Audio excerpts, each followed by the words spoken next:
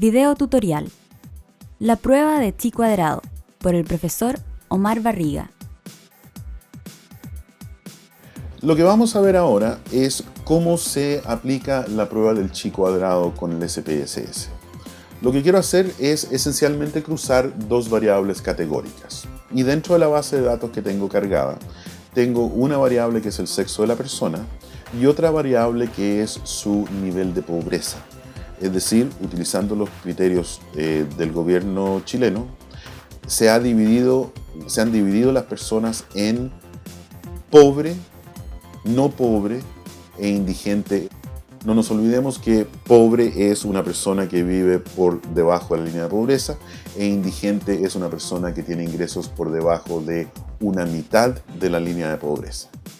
Para hacer el análisis del chi cuadrado, nos vamos a analizar de nuevo a estadísticos descriptivos y nos vamos a la opción tablas de contingencia. Si apretamos tablas de contingencia, el computador me arroja este cuadro de diálogo en el cual me pide qué variables quiere poner en las filas y qué variables quiere poner en las columnas. Yo voy a poner sexo en las filas y voy a poner la variable situación de indigencia o pobreza en la columna. No voy a apretar nada más, simplemente voy a aceptar para que ustedes vean cuál es el producto básico de este análisis. Primero el computador me dice cuántos casos tengo en total y cuántos de esos casos tienen información para las dos variables simultáneamente, que en este caso son 10.921 desde 1937, y hay 16 casos para lo cual me falta o el dato para una variable o el dato para las dos. Y luego aquí tengo mi tabla de contingencia, es decir, de las 10.921 personas, 5.265 son hombres y 5.656 son mujeres. Por el otro lado, de las 10.921 personas, 503 son indigentes, 1.726 son pobres no indigentes y 8.696 son no pobres. Como es una tabla de contingencia, yo puedo separar la lectura según categorías de la otra variable. ¿Qué quiero decir con esto? Es que dentro del grupo de los hombres, que son 5.265, 229 hombres son indigentes, 797 hombres son pobres no indigentes y 4.239 son no pobres. Por el otro lado, yo puedo leer la columna y de las 503 personas que son indigentes, 229 son hombres y 274 son mujeres.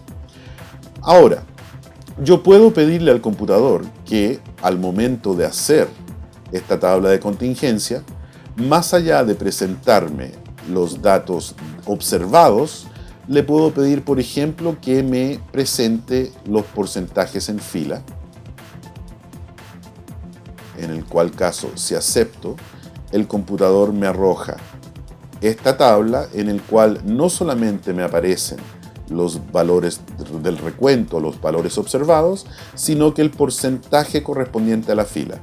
Del 100% de los hombres, 4,3 son indigentes, 15,1 son pobres no indigentes, 80,5 son no pobres.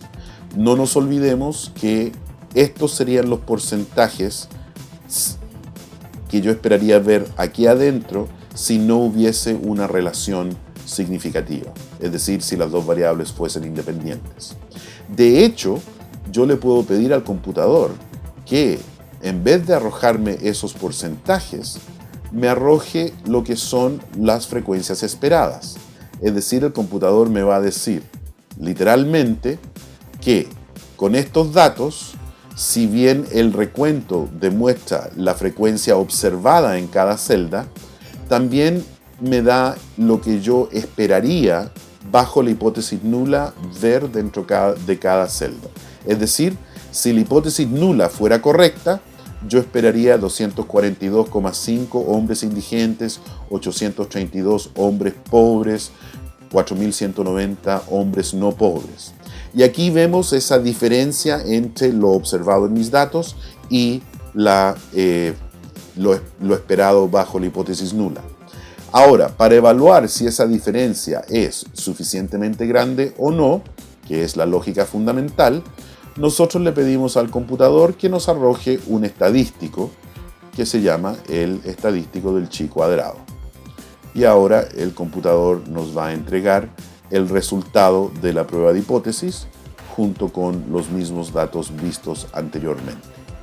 Aquí usamos el valor del chi cuadrado de Pearson, que el valor observado es de 5,398, los grados de libertad son 2, y aquí el computador me arroja esa famosa significancia.